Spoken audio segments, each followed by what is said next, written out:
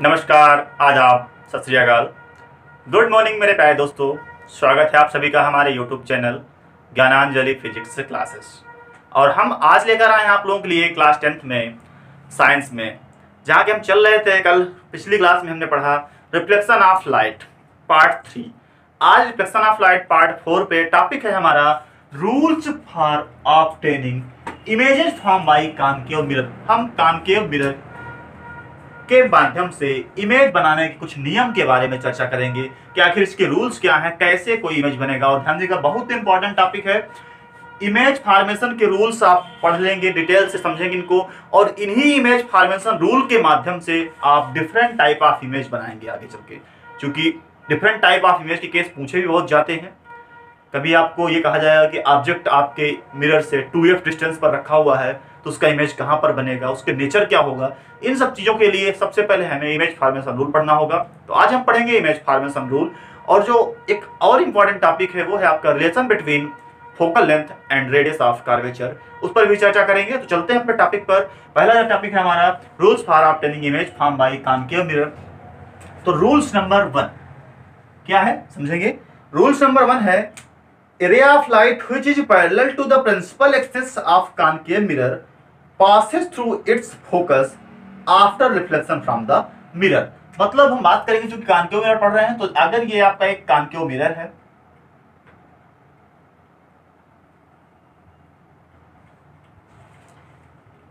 ये principal axis है, mid point of mirror क्या हो जाएगा, it's pole, centre of curvature इसको सी हमने मान लिया, इस पॉइंट को हमने फोकल पॉइंट मान लिया है।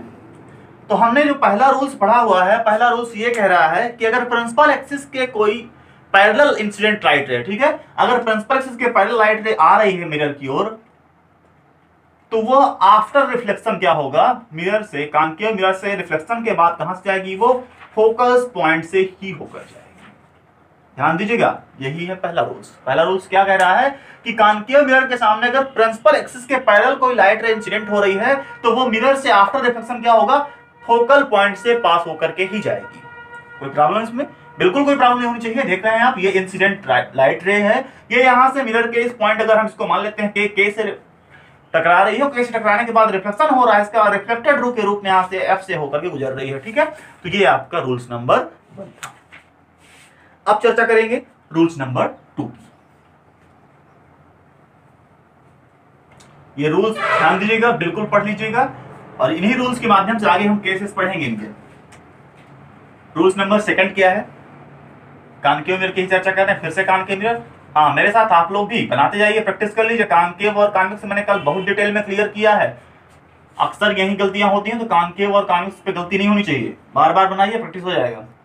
फिर से वही काम, ये इसका पोल हो गया, ये इस कॉनकेव मिरर का सेंटर हो गया, और ये इसका फोकस हो गया। जो रूल नंबर 2 है उस पर चर्चा करेंगे। रूल नंबर 2 क्या है, ray of light passing through the centre of curvature of a concave mirror is reflected back along the same path. मतलब क्या है कि अगर कॉनकेव मिरर के सामने से कोई भी इंसिडेंट लाइट रे सेंटर ऑफ कर्वेचर से पास हो रही है, ध्यान देगा, अगर सेंटर ऑफ कर्वेचर से पास हो रही है, तो वह अपने ही पाथ पर बैक हो जाती है। चलिए, ये पॉइंट है आपका। सेंटर ऑफ कर्वेचर से अगर इंसिडेंट लाइट आ रही है यहां से, तो ध्यान दीजिएगा, ये मिरर से आफ्टर रिफ्लेक्शन सेम पाथ पर बैक हो जाएगी। मतलब ये क्या हो जाता है, अगर देखा जाए तो बिल्कुल भी कहीं बेंड नहीं होगी, सेम पाथ पर ही, अगर जिस पाथ से आ रही है इंसिडेंट लाइट रे, सेम डायरेक्शन में बैक हो जाएगी। रूल्स फर्स्ट क्या था कि अगर प्रिंसिपल एक्सिस के पैरेलल कोई लाइट रे आ रही है, तो वह आफ्टर रिफ्लेक्शन फोकस होकर जा रही थी। रूल नंबर 2 क्या है कि अगर सेंटर ऑफ कर्वेचर से कोई लाइट रे इंसिडेंट हो रही है, तो वह आफ्टर रिफ्लेक्शन क्या हो रहा है, अपने ही सेम पाथ पर बैक हो जा रही है। It's clear. Next, third rule देखिएगा। थर्ड रूल क्या है आपका, ray of light passing through the focus of a concave mirror becomes parallel to the principal axis after reflection. देखिए, जो आपका रूल्स नंबर 3 है वो फर्स्ट का ही थोड़ा सा अपोजिट है। हम इसको बता रहे हैं आपको कैसे है। फिर से आप बनाए कॉनकेव मिरर,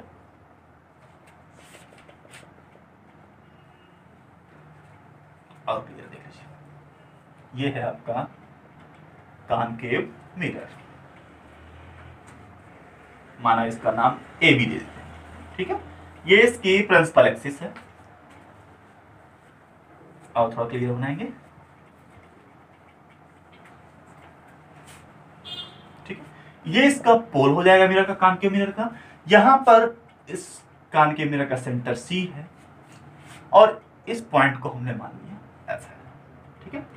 तो इस रूल्स में क्या कहा गया है कि अगर इंसिडेंट लाइट रे फोकस से पास हो रही है, ध्यान दीजिएगा, इंसिडेंट लाइट रे अगर फोकस से पास हो रही है तो आफ्टर रिफ्लेक्शन क्या हो जाता है, वो लाइट रे प्रिंसिपल एक्सिस के पैरेलल हो जाती है। ध्यान दीजिएगा, मान लेते हैं कोई लाइट रे आ रही है यहां से और ये फोकस से होकर जा रही है, इंसिडेंट लाइट रे है, फोकस से होकर जा रही है, तो यह कॉनकेव मिरर से रिफ्लेक्शन के बाद यानी आफ्टर रिफ्लेक्शन क्या हो जाता है, प्रिंसिपल एक्सिस के पैरेलल हो जाती है। फर्स्ट में आपने क्या पढ़ा था कि अगर पैरेलल लाइट रे आती है तो आफ्टर रिफ्लेक्शन फोकस से होकर जाती थी। थर्ड में आप पढ़ रहे हैं कि अगर कोई भी लाइट रे, प्रकाश किरण फोकस से होकर जाती है, यदि कोई भी प्रकाश किरण दर्पण के फोकस से होकर जाती है तो वह परावर्तन के बाद प्रिंसिपल एक्सिस मतलब मुख्य अक्ष के समांतर हो जाती है। क्लियर है? अब चलेंगे रूल्स नंबर 4।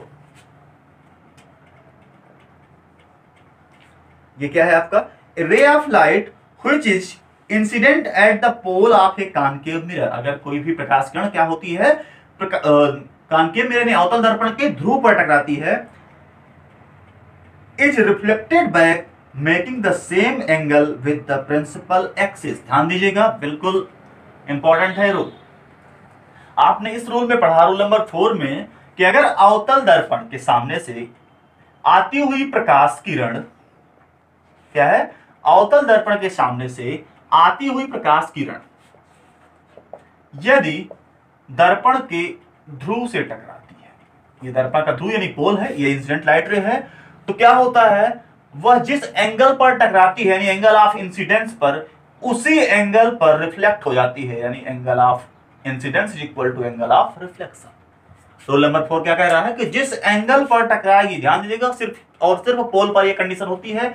यह कंडीशन आपकी हर जगह नहीं फॉलो करेगी कि पोल के ऊपर भी टकरा गई, तो क्योंकि आपने रिफ्लेक्शन में पढ़ रखा था, वो प्लेन मिरर में था। ध्यान दीजिएगा कि जो लॉ ऑफ रिफ्लेक्शन था, angle I equal to angle R, लेकिन यहां पर कॉनकेव मिरर की कंडीशन ये है, रूल नंबर 1 रिवाइज करवा रहा हूं, कि अगर मुख्य अक्ष के समांतर कोई प्रकाश किरण आती है यानी कि प्रिंसिपल एक्सिस के पैरेलल आती है, आफ्टर रिफ्लेक्शन फोकस से होकर जाएगी। रूल नंबर 2, अगर सेंटर ऑफ कर्वेचर से कोई प्रकाश किरण पास होती है तो आफ्टर रिफ्लेक्शन क्या हो जाएगी, सेम डायरेक्शन में बैक हो जाएगी। रूल नंबर 3 आपने क्या पढ़ा कि अगर प्रकाश किरण यानी कि इंसिडेंट लाइट रे फोकस से पास होती है तो आफ्टर रिफ्लेक्शन प्रिंसिपल एक्सिस के पैरेलल हो जाती है, यानी कि मुख्य फोकस से होकर जाने वाली प्रकाश किरण दर्पण से परावर्तन के पश्चात मुख्य अक्ष के समांतर हो जाती है। रूल नंबर 4 एंड लास्ट क्या है आपका, यदि आती हुई प्रकाश किरण यानी कि आपतित प्रकाश किरण दर्पण के ध्रुव से टकराती है तो वह उसी कोण पर, जिस कोण पर आपतित होती है, यानी कि जितने आपतन कोण पर आपतित होती है उतने ही कोण से परावर्तित हो जाती है। क्लियर? तो ये थे आपके rules for obtaining image from by concave mirror. Note कर लीजिएगा इनको, ध्यान दीजिएगा, इनके माध्यम से आप आगे डिफरेंट टाइप्स ऑफ इमेज की कैलकुलेशन करेंगे और समझेंगे। जो अगला टॉपिक है आपका, बहुत ही इंपॉर्टेंट टॉपिक है, बिल्कुल सरल है, कॉन्सेप्चुअल है, जरा समझने का प्रयास कीजिएगा। वो है आपका relation between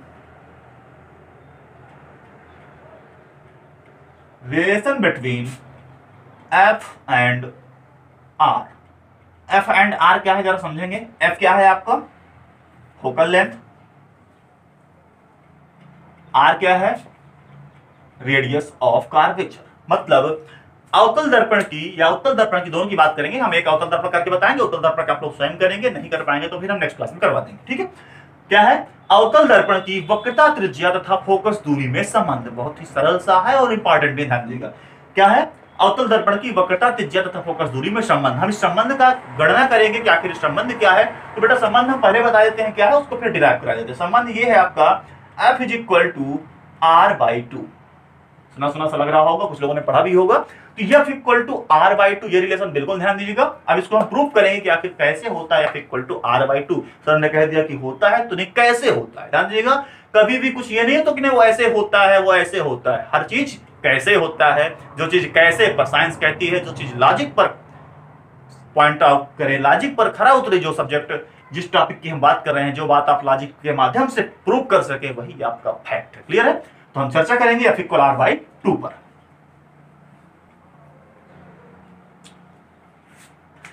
Let us consider AB is a concave mirror. माना AB एक अवतल दर्पण है, ये क्या हो जाएगा इसकी principal axis. P is a pole of mirror, P क्या हो जाएगा दर्पण का ध्रुव। C is the centre of curvature and F is its focal point. Clear. पहला रूल अभी आपने क्या पढ़ा है बताया बेटा, आपने अभी पहला रूल पढ़ा है कि मुख्य अक्ष के समांतर आने वाली प्रकाश किरण दर्पण से परावर्तन के पश्चात कहां से जाती है, मुख्य फोकस से होकर जाती है। ठीक है, आपने यही पढ़ा है, पहला रूल पढ़ा है। Ray of light which is parallel to the principal axis of a concave mirror passes through its focus after reflection from the mirror. तो चलिए पहला रूल ही हम लगा दे रहे हैं यहां से। तो ये मुख्य अक्ष के समांतर प्रकाश किरण आ रही है, ठीक है, आपतित किरण इंसिडेंट रे।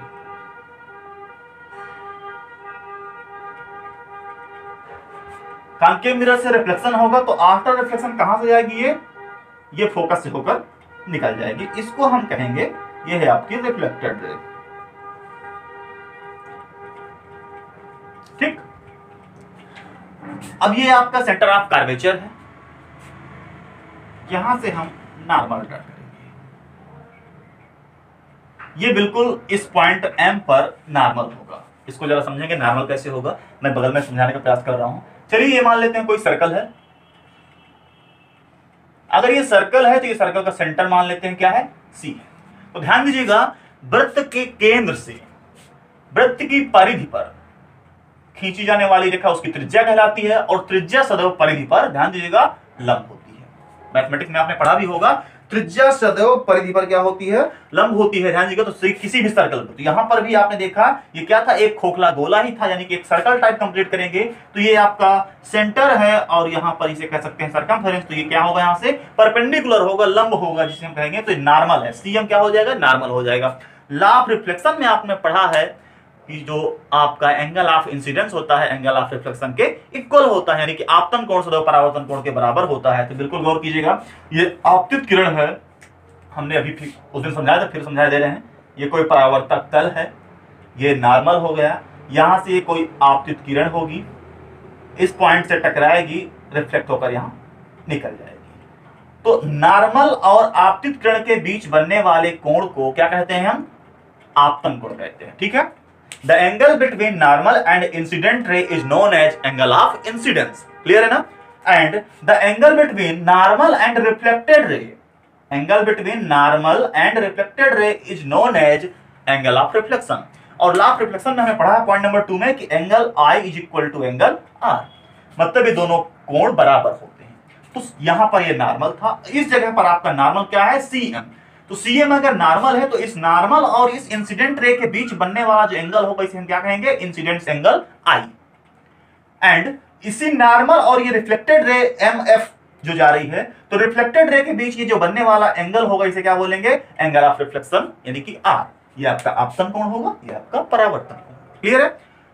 तो लॉ ऑफ रिफ्लेक्शन में आपने पढ़ा angle I equal to angle R, कह सकते हैं कि ये दोनों एंगल आपके क्या हो जाएंगे, बराबर हो जाएंगे। ठीक है, अब अगर चर्चा करें तो इस इंसिडेंट रे की हमने बात की है, तो ये इंसिडेंट रे क्या थी, प्रिंसिपल एक्सिस के पैरेलल थी ना, मुख्य अक्ष के समांतर थी। चलिए हम यहां पर फिर स्लाइड देखेंगे।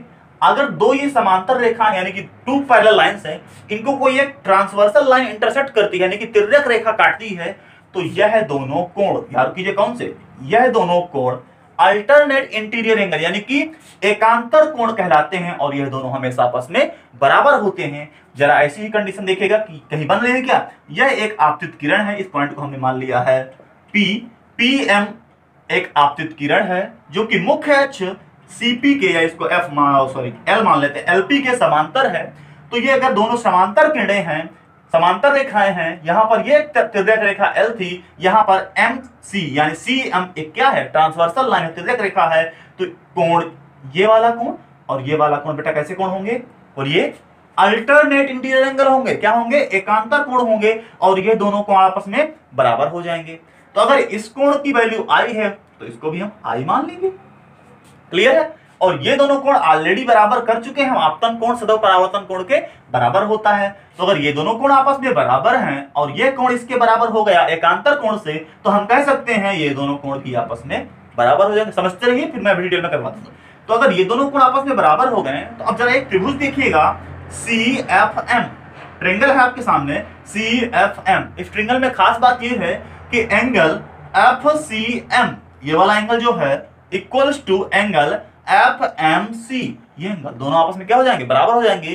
किसी भी त्रिभुज के यदि दो कोण बराबर होते हैं तो उस त्रिभुज को हम क्या कहते हैं, समद्विबाहु त्रिभुज। यानी किसी भी ट्रायंगल के अगर टू एंगल्स इक्वल होते हैं उसे हम आइसोसेल्स ट्रायंगल कहते हैं। और अगर आइसोसेल्स ट्रायंगल्स की बात करिए, समद्विबाहु मतलब दो भुजाएं बराबर होंगी, तो कह सकते हैं इस ट्रायंगल की टू साइड्स इक्वल हो जाएंगी, यानी कि CF is equal to FM हो जाएगा। क्लियर? जब CF is equal to FM हो जाएगा, इसको यहीं से क्वेश्चन बना के छोड़ देंगे। फिर अगर हम बात करें, मान लेते हैं कि इस मिरर का अपर्चर यानी कि द्वारक बहुत छोटा है, ठीक है। भी हमने कल अपर्चर की चर्चा की थी, हमने बताया भी था कि अपर्चर यानी कि द्वारक क्या होता है। हमने बताया था कि जिस पार्ट से लाइट एंटर करती है, ठीक है, मिरर के जिस पार्ट से लाइट एंटर करती है उसे हम उसका अपर्चर यानी कि द्वारक बोलते हैं। तो फिगर में तो हमने इतना बड़ा सा मिरर बना रखा है, लेकिन हमने मान लिया कि मिरर बहुत छोटा है, मिरर का अपर्चर बहुत छोटा है। तो अगर द्वारक बहुत छोटा हो, गौर कीजिएगा यहाँ पर, अगर ये अभी इतना दिख रहा है आपको, सपोज दैट और छोटा होता तो यहां से देखिएगा ये एम पॉइंट धीरे धीरे करके नीचे आता जाता ना, और छोटा होता तो ये यहां पहुंच जाता, और छोटा होता तो ये पॉइंट यहां पहुंच जाता, और छोटा होता तो यहां।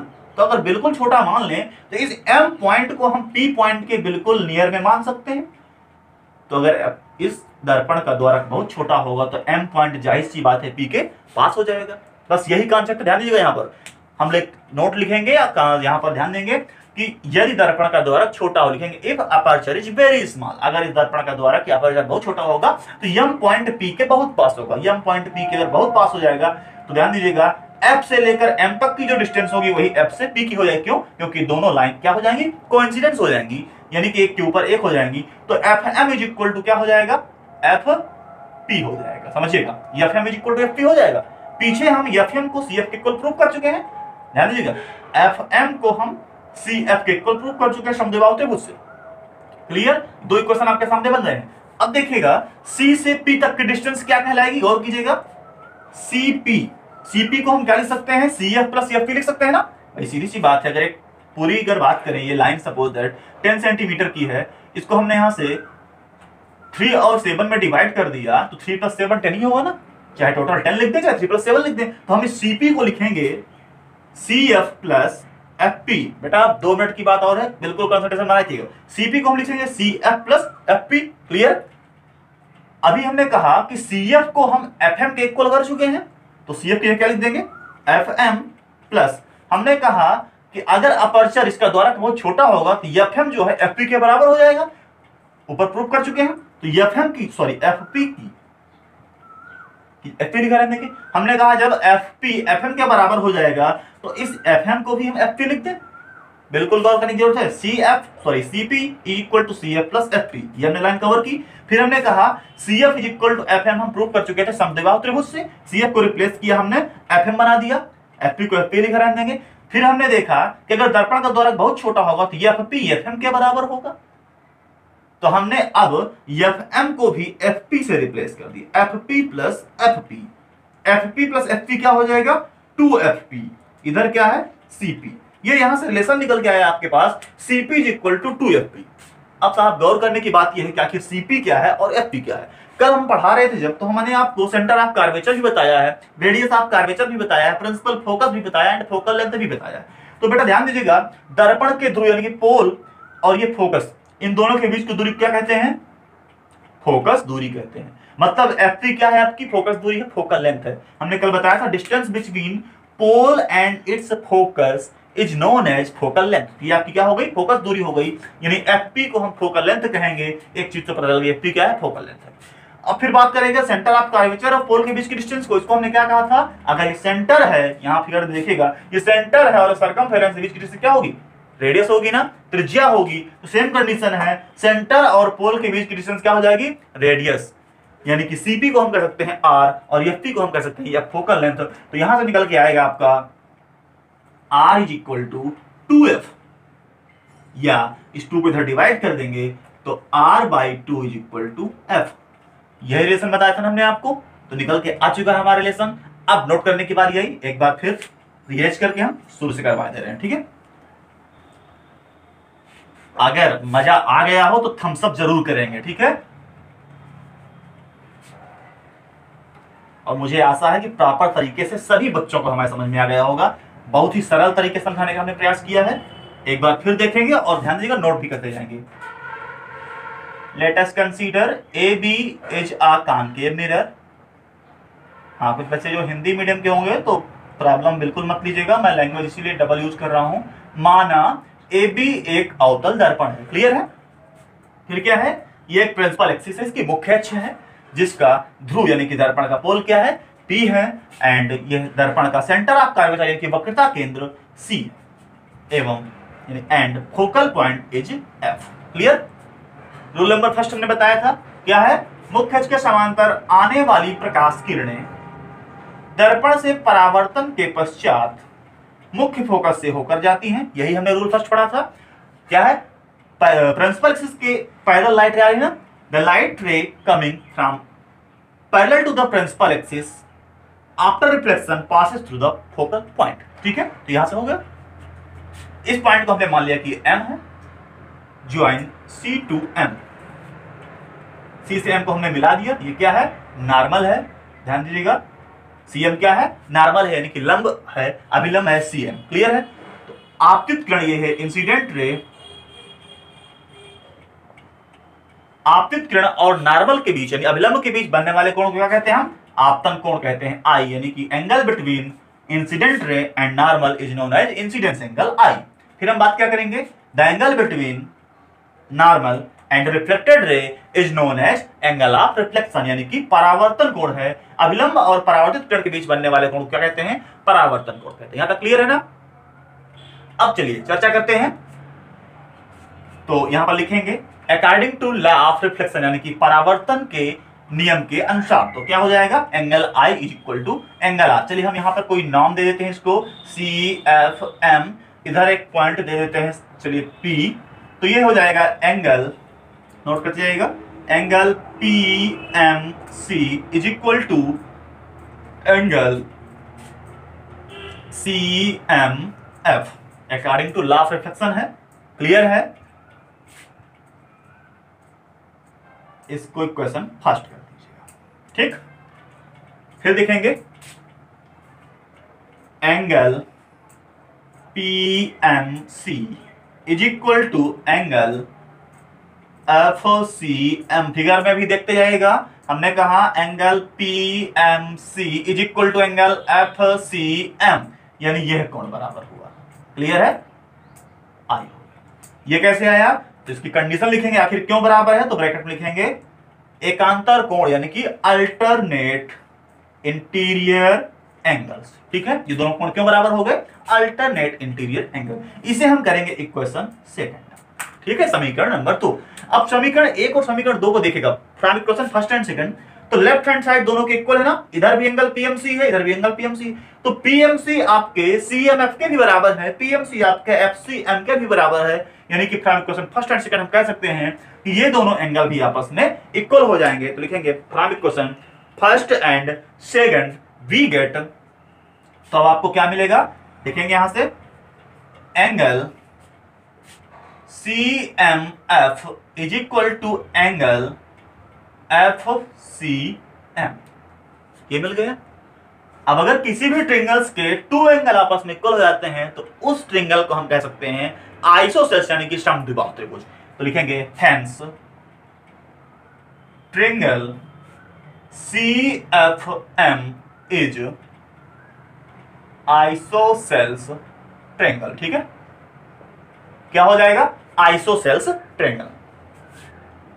तो ये आपका प्रूफ होगा यहां से कि आइसोसेल्स ट्रिंगल, अगर आइसोसेल्स ट्रिंगल हो गया तो लिखेंगे देयरफॉर क्या मिल गया, इसलिए क्या आपको मिला कि अगर आइसोसेल्स है तो यहां से निकल के आया CF is equal to FM। Equation third. Clear यहां तक, CF is equal to FM। Equation third हो गया बिल्कुल। अब जो आपका नेक्स्ट स्टेप है, गौर कीजिएगा,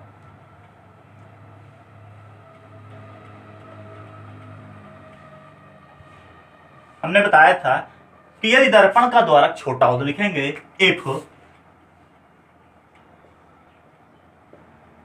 अपर्चर इज वेरी स्मॉल, ये दर्पण का द्वारक बहुत छोटा हो, देन तब क्या होगा, ये m पॉइंट क्या होगा, p के बिल्कुल पास होगा, तो कह सकते हैं m is must कंसाइड with p, यानी कि m और p एक ही बिंदु पर या संगामी हो जाएंगे। तो अगर एक ही बिंदु पर हो जाएंगे तो हम कह सकते हैं F M is equal to F P, इसको इक्वेशन 4 कर देंगे, ठीक है। F M is equal to F P हो गया, क्लियर। अब देखेंगे equation number 3 and equation number 4। दोस्त देखेगा equation number 3 and equation number 4। अच्छा, इक्वेशन नंबर 4 अभी कम समझ में आ रहा है, उसको जरा ऐसे लिख दीजिए, F P is equal to F M, अब ज्यादा अच्छा लगेगा, ठीक है। ये इक्वेशन नंबर 4 देख क्या रहे हैं आप, इक्वेशन नंबर 3 का राइट हैंड साइड दायां पक्ष एफएम है, इक्वेशन नंबर 4 का भी दायां पक्ष एफएम है, मतलब एफएम आपके सीएफ के भी बराबर है, एफएम आपके एफपी के भी बराबर। फिगर में देखेंगे एफएम आपके सीएफ, ये पॉइंट सी है, सीएफ के भी बराबर है और एफएम आपके एफपी के भी बराबर है। मतलब गौर कीजिएगा, यह इसके बराबर है, यह इसके बराबर है, कहने का मतलब क्या है, यह दोनों आपस में बराबर है, मतलब CF is equal to FP हो जाएगा। क्लियर है ना, अभी ना समझ में आ रहा तो मैं बताता हूं आपको। चलिए, ये R है, ये P है, ये S है। हमने कहा P R का भाई है, ध्यान समझिएगा, P R का भाई है और P S का भाई है, ठीक है।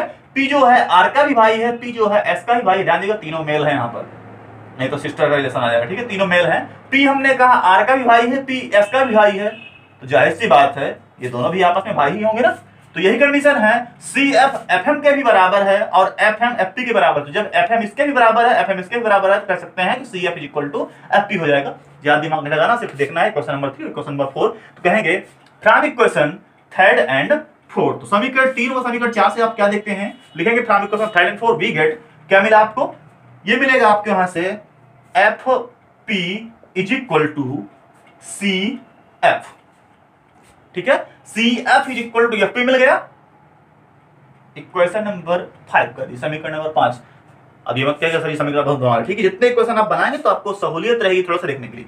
इक्वेशन यहां पर 5 बन चुका है, FP इक्वल टू CP। अब आपका लास्ट स्टेप आ चुका है, बिल्कुल नोट करिए क्या करना है आपको, लिखेंगे नाउ। अब करना क्या है वो देखिएगा,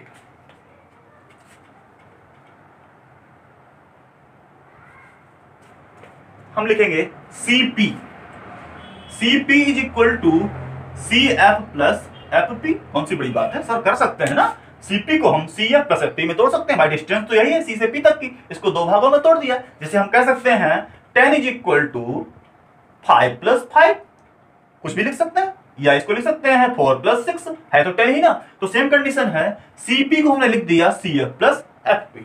अब बात आती है चेंज करने की, तो जरा देखिएगा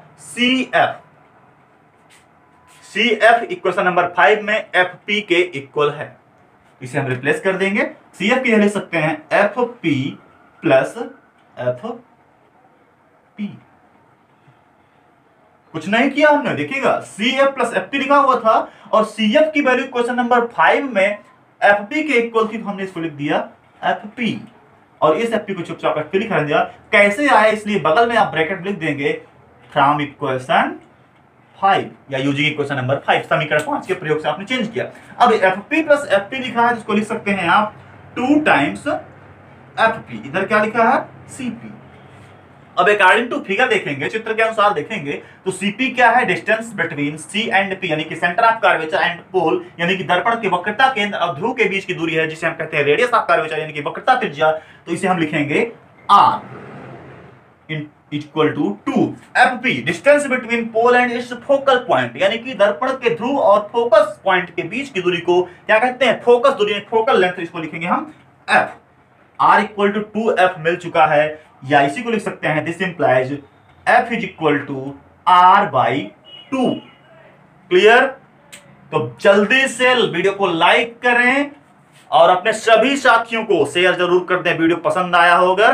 तो जो नए बच्चे हैं वो बिल्कुल ध्यान देंगे, चैनल को सब्सक्राइब करना बिल्कुल ना भूलें और बेल आइकन जरूर दबाएं, ताकि अगले वीडियो के नोटिफिकेशन आपको मिलते रहें और हम आपके लिए ऐसे ही वीडियो लेकर आते रहेंगे।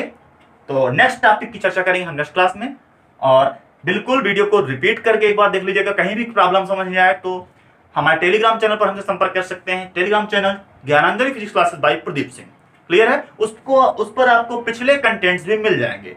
तो आज ही आप हमारा टेलीग्राम चैनल ज्वाइन कर लीजिएगा। उसमें आपको पुराने सारे कंटेंट मिल जाएंगे। जो भी प्रॉब्लम्स होगी आप उसमें अपने कमेंट करके शेयर कर सकते हैं। Thanks my dear student.